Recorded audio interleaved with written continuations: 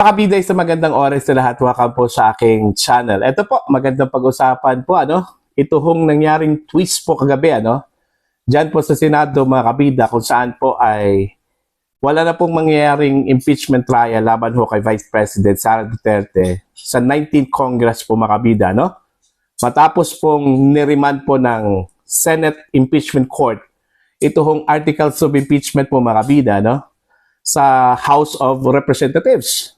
Kumbaga, ibinalik po ng impeachment court ito hong articles of impeachment. Sa anong grounds po, mga kabida? Ang ground po dito is, unang-una po, yung constitutional question, yung legal defects dito ho sa articles of impeachment. Okay? Now, para po malinaw po sa inyo, mga kabida, ito, babasahin ko lang po. Ito pong article po ni Teo Moreno, mga kabida, para po maintindihan po natin kung bakit po humantong po sa pag-remand ng impeachment court ito hong articles of impeachment na isinampa po, mga kabida, ng House noong unang-una Pebrero 2025. Ngayong taon lang po ito, mga kabida. Okay? Ito po. Ang title po ng kanyang article is Senate did the right thing and it landed hard. Ito po, mga kabida. The session opened with Senator Bato de la Rosa moving to dismiss outright the impeachment case against Vice President Inday Sara Duterte, citing constitutional violations. Okay? Most significantly, the one-year bar rule under Article 11, Section 3, Paragraph 5 of the 1987 Constitution, which states, no impeachment proceedings shall be initiated against the same official more than once within a period of 1 year. Okay? Ito yung ground na binasihan po ng impeachment court po, mga kabida. Bago ho sila mag-proceed po doon ho sa trial, kailangan malinaw na yung kaso po na isinampa laban ho sa Vice Presidente po ng Pilipinas, wala hong legal questions. Okay? Kaya yun yung rason kung bakit niriman po nila doon po sa House of Representatives para po i-correct nila kung ano may yung mga legal defects po ng kanilang isinampang articles of impeachment po, mga kabida. Eto, patuloy po tayo, According to records, 3 impeachment complaints were filed in 2024. The current case, the 4th, was filed in 2025, raising serious questions about whether it violates this one-year prohibition. Senator Bongo seconded the motion, pointing out that the impeachment effort does not reflect the true priorities of the Filipino people, especially given the more pressing social and economic issues the country faces. Then came Senator Coco Pimentel and Senator Risa Hontiveros, who objected the dismissal. So nung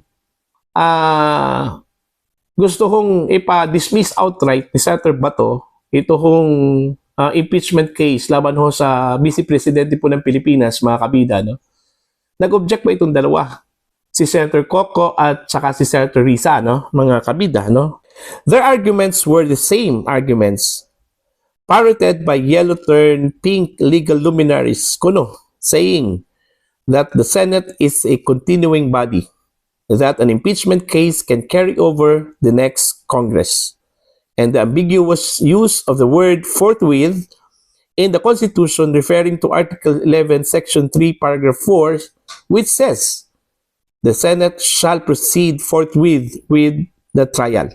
Okay? However, these arguments are legal interpretations, not settled doctrine, and they didn't weigh or outweigh the constitutional concerns raised by Senator Bato. Ayun, mga kabida, This left Senator Chis Escudero with a crucial decision. Some senators proposed that judicial determination be sought to settle the question. So gusto ho ng ilang mga senador na siguro tanungin na lang po natin yung Korte Suprema ho dito, ano?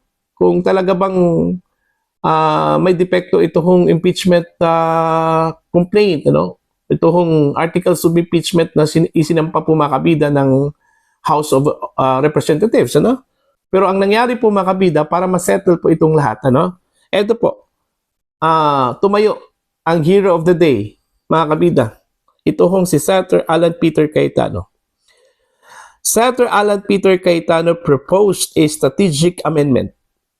Remand the case back to the House of Representatives, instructing them to address the constitutional defects, especially the violation of the one-year rule, and to clarify whether proper procedures were followed in accepting and endorsing the complaint. Senator Joel Villanueva agreed, which led to voting. Ito na po yung nangyari. Nung nag-propose po ito hong si Senator Alan Peter Cayetano na instead na i-dismiss, i-remand na lang po ito. Ang ibig sabihin po ng i-remand, ibalik, mga kabida, yung articles of impeachment kung saan po ito nanggaling, sa House of Representatives. At since maganda yung amendment po ni Senator Cayetano, mga kabida, nag-agree ito hong si Senator Joel Villanueva, which led to the voting. So dito na po yung nangyari yung voting, At ang lumabas po sa voting po, mga kabida, 18 ang pumabor po doon ho sa motion po ni Senator Cayetano at 5 lang po yung nag-oppose. Okay? 5 po yung nag-oppose po, mga kabida. Now, sino-sino po yung nag-oppose po, Eto, babasahin ko lang.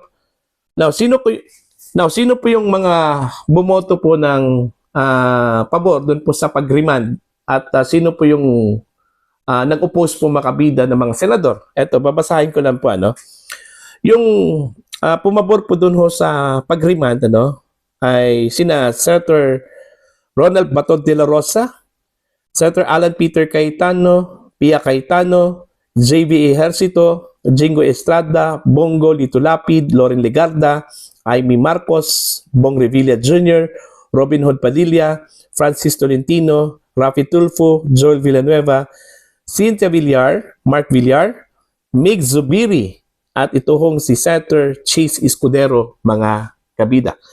While ito hong 5 na nag-oppose po dito ay sina Senator Coco Pimentel, Risa Hontiveros, Nancy Binay, Grace po, at saka ito hong si Sherwin Gatchalian.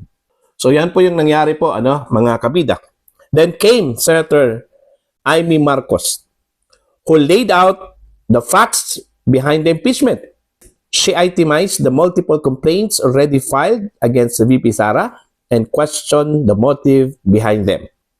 She argued that if the real goal were accountability, then let the courts decide where due process and proof beyond reasonable doubt apply.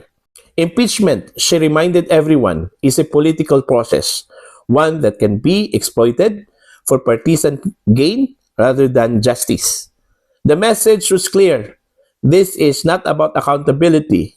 It's about political demolition. Why this move from Senate matters? Ito po. By remanding the case back to the House of Representatives, the Senate shifts the spotlight.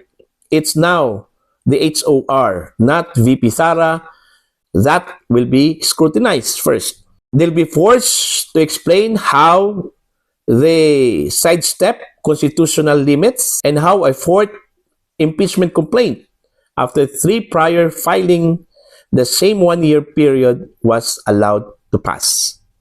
This gives VP Sara the advantage of discrediting the process before any trial even begins. The Senate didn't just follow the Constitution, it exposed the cracks in a political operation. Sa madaling salita po, mga kabida, checkmate po ito hong House of Representatives. So yun po yung nangyari po, mga kabida. Now, ang tanong po dito ngayon, ito hong nangyaring voting po, mga kabida, kung saan po ay nanaig po itong pag-remand ng articles of impeachment pabalik doon ho sa House of Representatives. Kung saan po ay 18 na mga senador ang pumabor while 5 lang po yung nag-oposo dito, ano. Ito na kaya yung magiging reflection po ano ng voting kung sakali hong matuloy po itong impeachment trial laban ho kay Vice President Sara Duterte, ano? Most probably sa 20th Congress, mga kabida. Although meron pong another set of senators po, mga kabida, ang papasok ho sa 20th Congress, ano? Pero mas matindi po itong 20th Congress, mas lalong dumami. Ito hong mga kakampi po ni Vice President Sara Duterte.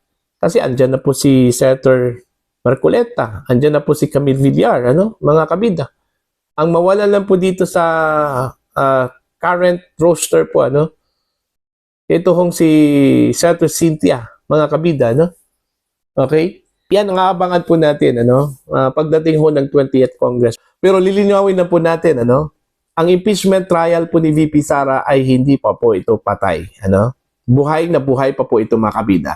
Kaso lang po, posibleng matuloy po ito sa 20th Congress na, no, mga kabida. Yun, kung wala hong interference ito hong Korte Suprema, mga kabida. Kasi alalahanin po ninyo, may question ho, okay, legal question, kung pwede bang itawid sa 20th Congress. Ito hong naumpisahan po, mga kabida, sa 19th Congress, ano? Okay, yun yung malaking question na kailangan hong sagutin po, mga kabida, ng Korte Suprema bago po mag-umpisa po ang trial sa 20th Congress. Okay? Para po sa inyo, ano po ang inyong pananaw at opinion ho dito, mga kabida? Please comment down. Sa mga hindi pa po subscribers sa akin channel, please subscribe. Just click the subscribe button, click the notification bell, click all para updated po kayo sa aking mga uploads. Maraming salamat po sa inyo lahat, mga kabida.